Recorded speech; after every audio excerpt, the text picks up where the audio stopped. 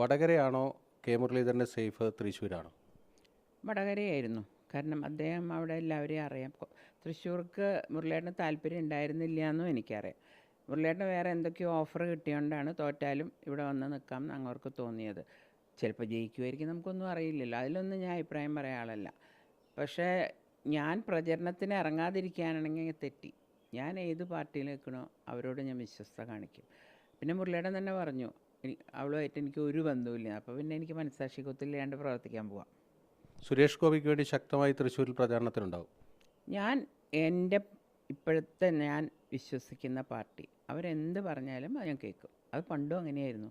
കോൺഗ്രസ് എന്ത് പറഞ്ഞാലും എന്ത് വേദന ഉണ്ടെങ്കിലും ചെയ്തിരുന്ന ആളാണ് ഞാൻ. തൃശ്ശൂരിൽ താങ്കൾക്ക് വലിയ ബന്ധങ്ങളുണ്ട്. തൃശ്ശൂരിൽ നിയമസഭയിൽ മത്സരിച്ചിട്ടുണ്ട്. അപ്പോൾ ഈ ലോക്സഭാ തെരഞ്ഞെടുപ്പിൽ തൃശ്ശൂർ ക്യാമ്പ് ചെയ്ത് തന്നെ ഒരു പ്രവർത്തിക്കാൻ അങ്ങനെ ആലോചിക്കുന്നുണ്ടോ? അത് പാർട്ടി അവർ പറയുമല്ലോ. കോൺഗ്രസ് പാർട്ടിമാരിയല്ല, അവർക്ക് എല്ലാ കാര്യങ്ങളിലും ഒരു തീരുമാനങ്ങളും അല്ലെങ്കിൽ അവർ നമ്മളെ എങ്ങനെ ചെയ്യണമെന്ന് പറഞ്ഞു തരാൻ അവർക്കറിയാം. അവരെന്താ പറയണേന്ന് നോക്കട്ടെ. ഞാനിപ്പോൾ വന്നിട്ട് 2 ദിവസമല്ലേ ആയിട്ടുള്ളൂ. ഇതുവരെ ഒരു ചുമതലയും പറഞ്ഞിട്ടില്ല. പക്ഷെ അവർ ചുമതലകൾ ചെയ്യിക്കുന്ന ആൾക്കാരാണ്, ജോലി ചെയ്യിപ്പിക്കുന്ന ആൾക്കാരാണ്. അതുകൊണ്ട് എനിക്കുള്ളൊരു സന്തോഷം, എനിക്ക് വർക്ക് ചെയ്യാൻ, സമാധാനമായിട്ട് വർക്ക് ചെയ്യാനൊരു സ്ഥലം കിട്ടി എന്നുള്ളത്. പത്തനംതിട്ടയിൽ എ കെ ആന്റണിയുടെ മകൻ അനിൽ ആന്റണിയും മത്സരിക്കുകയാണ്. അവിടെയും പത്മജ വേണുഗോപാലിൻ്റെ ഒരു സാന്നിധ്യം ഉണ്ടാവുമോ ബി ജെ പിക്ക് വേണ്ടി? ഞാൻ ബി ജെ പി എവിടെയാണ് പറയണതെന്ന് വെച്ചാൽ അവിടെ മുഴുവൻ പോവും. അത് ഇന്ന സ്ഥലം എന്നല്ല. അനിൽ എൻ്റെ സ്വന്തം ഒരു അനിയൻ്റെ മാതിരിയാണ്. ഞങ്ങൾ തമ്മിൽ, എൻ്റെ അച്ഛനും ശ്രീ എ കെ ആൻ്റണിയും രണ്ടുപേരും ഉള്ള ഒരു പണ്ട് വഴക്കായിരുന്നെങ്കിലും ഞങ്ങൾ മക്കൾ തമ്മിൽ ആ പ്രശ്നമൊന്നുമില്ല. എപ്പോഴും എൻ്റെ ലക്ഷ്യം പ്രവർത്തിക്കാൻ വന്നിട്ടുണ്ട് അനിൽ. അപ്പോൾ അനിൽ വിളിച്ചാലും ഞാൻ പോവും. കോൺഗ്രസിൻ്റെ 2 പ്രധാനപ്പെട്ട മുഖങ്ങളായിരുന്നു കെ കരുണാകരനും എ കെ ആന്റണിയും. അവരുടെ 2 മക്കളാണ് ഇന്ന് ബി ജെ പി സംസ്ഥാനത്ത് അവരുടെ ഒരു പ്രധാനപ്പെട്ട ഫേസ് ആയി കൊണ്ടുവരുന്നത്. അതെന്ത് ഇമ്പാക്റ്റ് ഉണ്ടാക്കും കേരളത്തിൽ?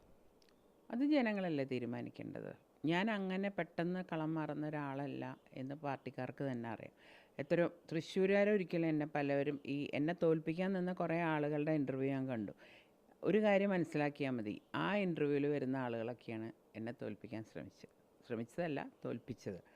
അപ്പോൾ അതുകൊണ്ട് തന്നെ ഈ പറയുന്നവർ പറയണത് എന്നെ വേദനിപ്പിക്കില്ല. എനിക്ക് തിരിച്ച് പറയാനല്ലോ.